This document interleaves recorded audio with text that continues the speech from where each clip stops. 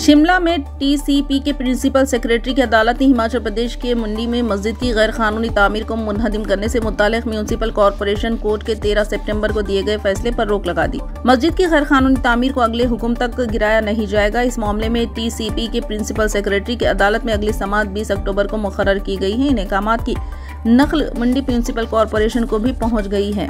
Municipal corporation commissioner GHMC Rana ने इसकी तस्दीक की है। इन्होंने बताया कि इनकी तरफ से दिया गया फैसला रोक दिया गया है और आला हुकाम के अगले अहकामात तक इस पर कोई कार्रवाई नहीं की जा सकती। आने वाले वक्त में मिलने वाले अहकामात के मुताबिक कार्रवाई की जाएगी।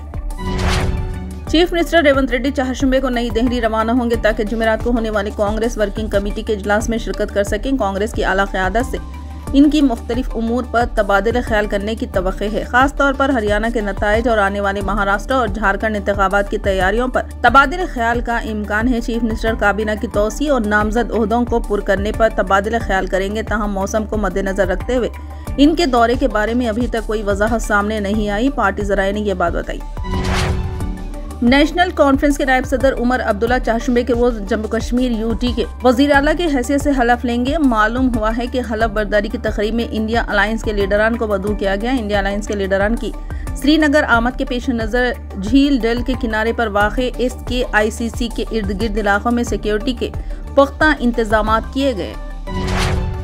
तेलंगाना में DSC 2024 के जरिए मुंतखब उम्मीदवारों की पोस्टिंग के लिए काउंसलिंग मुलतवी कर दी गई। महकमे तालीमात ने ऐलान किया है कि रियासत गिर सतह पर असतिज़ा की जायदादों के लिए काउंसलिंग को मुलतवी कर दिया गया। बताया गया है कि टेक्निकी वजूहात की बिना पर यह फैसला लिया गया। नई तारीख का बहुत जल्द ऐलान किया जाएगा। DSC में मुंतखब असतिज़ा को तकर्रुरात नामे पहले ही हवाले किया जा चुके हैं। 1066 नए टीचर्स को मंगल को पोस्टिंग दी जाने वाली थी और इसके लिए काउंसलिंग की जाने वाली थी। ताज़ा तौर पर अचानक काउंसलिंग मुलतवी कर दी गई, जिसकी वजह से उम्मीदवारों में तशवीश की लहर पाई जा रही है। आंध्र प्रदेश की हुक्मरान जमात तेलुगु देशम पार्टी के रुकन असम्बली G जगन मोहन ने रियासत में खवातीन के लिए बस में मुफ्त सफर की सहूलत का ऐलान किया। इन्होंने कहा कि मुफ्त सिलेंडर स्कीम दिवाली के त्यौहार के बाद नाफिज की जाएगी। इन्होंने चित्तूर जिले में मुख्तलिफ प्रोग्रामों में हिस्सा लिया। इस मौके पर खवातीन ने पेंशन की रकम में इजाफा, राशन कार्ड, मकानात फराहम करने की ख्वाहिश की। इन्होंने कहा कि वजीर आला चंद्रबाबू ने खवातीन के लिए कई स्कीमात नाफिज की है। इन्होंने कहा कि मुफ्त सिलेंडर स्कीम दिवाली से शुरू होगी और दिवाली के अगले दिन से खवातीन को RTC बसों में मुफ्त सफर की सहूलत शुरू कर दी जाएगी। महाराष्ट्र के पालघर जिले में गुज़िश्ता 24 घंटों के दौरान आसमानी बिजली गिरने के 2 अलग अलग वाक़यात में 7 अफराद जख्मी हो गए। एक अहलकार ने पीर को ये जानकारी दी। डिस्ट्रिक्ट डिजास्टर मैनेजमेंट सेल के सरबराह विवेक आनंद कदम ने PTI को बताया कि जख्मियों में से कुछ की हालत नाजुक है और उन्हें थाने म्यूनिसिपल हॉस्पिटल में दाखिल कराया गया। तेलंगाना में चंद मुकामात पर माइनॉरिटी रेसिडेंशियल स्कूल्स की इमारत का किराया अदा न करने पर इमारतों के मालिकीन ने ताला लगा दिया। एक वाक़या Bhupalpally district minority residential school में पेश आया, जहां स्कूल की इमारत के मालिक ने किराया अदा न करने पर इमारत को हुफल डाल दिया।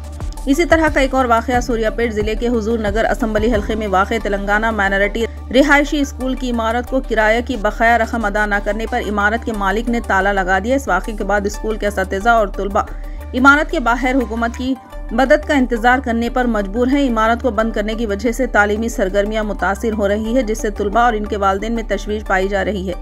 इस दौरान हुजूर नगर माइनॉरिटी रेसिडेंशियल स्कूल की इमारत के मालिक ने मीडिया को बताया कि 11 महीने से हुकूमत ने किराया अदा नहीं किया। चंद दिन कबल हैदराबाद में SC, ST, BC और माइनॉरिटी रेसिडेंशियल स्कूल्स की इमारतों के मालिकीन ने एक इजलास मुनक्किद करते हुए हुकूमत से फौरी किराए के बकायाजात को अदा करने का मुतालबा किया था। महाराष्ट्र असम्बली इंतखाबात की तारीख का ऐलान कर दिया गया है। इलेक्शन कमीशन ने मंगल को एक प्रेस कॉन्फ्रेंस में इसका ऐलान किया। इसके साथ ही रियासत में इंतखाबी ज़ाब्ते अखलाक नाफिज हो गया। 288 सीटों वाली असम्बली के लिए एक ही मरहले में वोटिंग होगी। महाराष्ट्र में 20 नवंबर को वोटिंग होगी। वोटों की गिनती 23 नवंबर को होगी। इलेक्शन कमीशन के ऐलान करदा इंतखाबी शेड्यूल के मुताबिक महाराष्ट्र में 22 अक्टूबर को नोटिफिकेशन जारी किया जाएगा और नामजदगी की आखिरी तारीख 29 अक्टूबर होगी। कुमार ने कहा कि कागजात नामजदगी 4 नवंबर 2024 तक वापस लिए जा सकते हैं।